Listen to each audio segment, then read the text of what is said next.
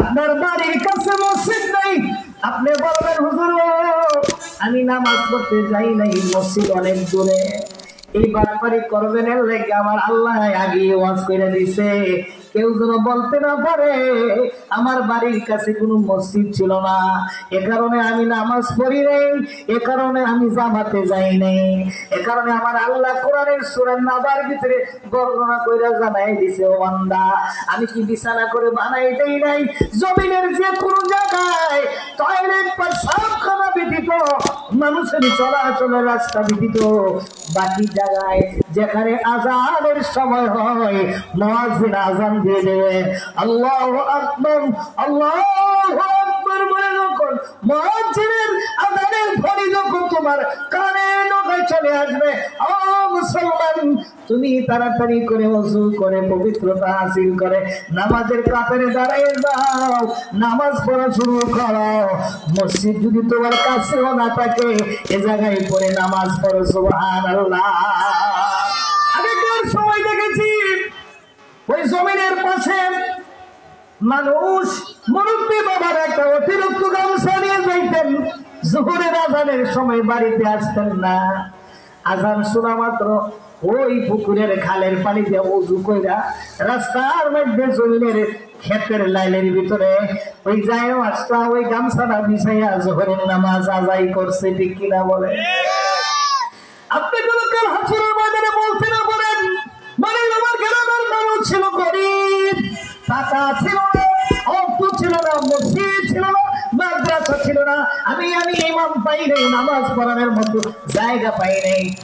মনিবের কাছে এই প্রশ্ন ছোড়ার আগে মনিব জানিয়ে দিলেন মসজিদ ঢোকানো লাগবে না, খোঁজা লাগবে না।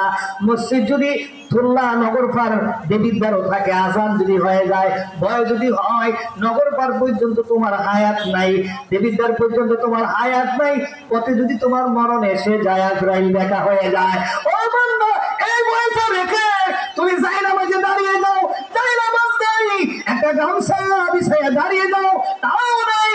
তুমি কি করবা? মাথায় টুপিও নাই, দরকার নাই টুপি বিছানার, তোমার টুপি ছাড়াই নামাজ হবে, তবেও তুমি নামাজ ছাড়তে পারবা না, ঠিক করে বলেন মুসলমান, ঠিক কিনা?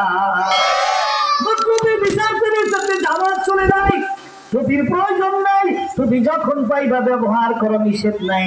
ওই জমিনের পাশে দাঁড়ায়া নামাজ পড়বা, খুশি হবে কে? চিৎকার করে বলেন খুশি হবে কে? আরো করে বলেন কে? আমরা অজুহাতেই মসজিদ দূরে যাওয়া যাবে না, এজন্য ঘন ঘন মসজিদ, বাড়ির কোনায় কোনায় মসজিদ, তারপরও মসজিদের মুসল্লির অভাব আছে না? মসজিদ এক সময় দেখা গেছে মসজিদ ছিল না, নামাজি ছিল, এখন মসজিদ আছে, নামাজি নাই। এক সময় বয়ান করে নাম মানুষ ছিল না, ওয়াজ করে নাম মানুষ ছিল না, নসিহত করে নাম মানুষ ছিল না, টুকটাক নসিহত করতো মানুষ, হেদায়ত বেশি হইতো, ঠিক কিনা বলেন? এখন ঘরে ঘরে নসিহত চলে, হেদায়তের রাস্তার মানুষ খুঁজে পাওয়া যায় না, ঠিক কিনা বলেন? ঘরে ঘরে নসিহত করে না মানুষ আছে, কিন্তু পালন করি না মানুষের অভাব করলাম না। জমিনের এমন কোন জায়গা নাই যেখানে আল্লাহ পবিত্র করে বানান নাই। এ কথাটা কি আমার? এ কথাটা কি মোল্লার না আল্লাহ? মোল্লার না আল্লাহ? বলেন কার এ কথাটা?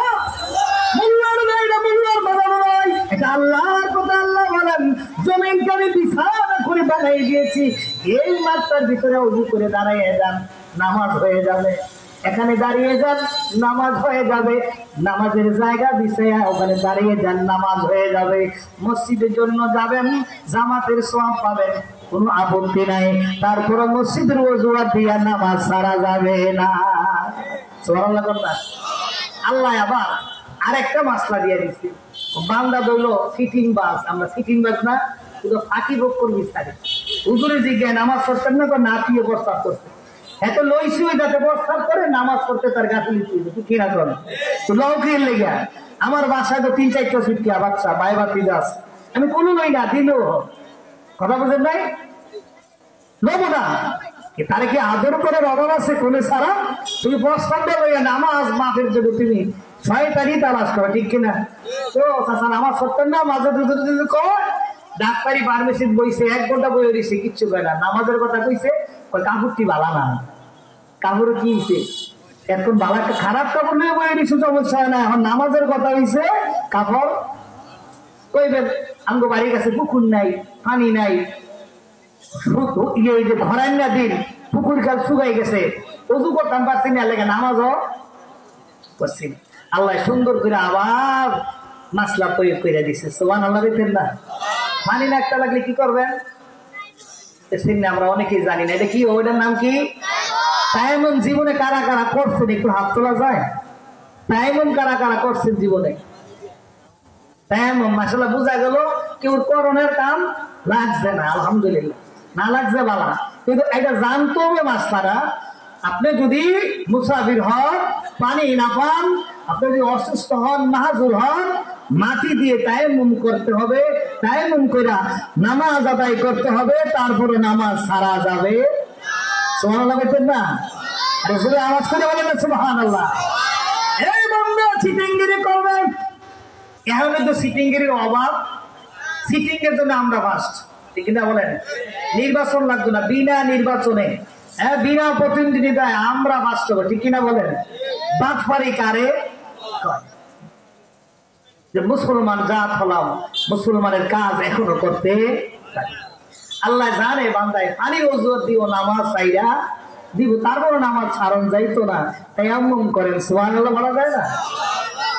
গাড়িতে উঠছেন, বিমানে উঠছেন, পানি নাই, পানির কোনো ব্যবস্থা নাই, ওই জানালার মধ্যে হাত দিয়া হালকা একটু বালু নিয়ে হাতটা এভাবে লাড়া দিয়া তায়াম্মুমের ফরজ আদায় করলে তায়াম্মুম হয়ে যাবে, নামাজও হয়ে যাবে। সুবহানাল্লাহ।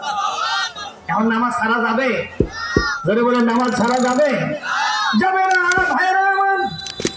ওই তায়াম্মুমের ফরজ যখন আদায় করবেন, অসুস্থ হয়েছেন, পায়ের মধ্যে পা ভেঙে গেছে, ব্যান্ডেজ হয়েছে, প্লাস্টার হয়েছে, পানি লাগানো যাবে না।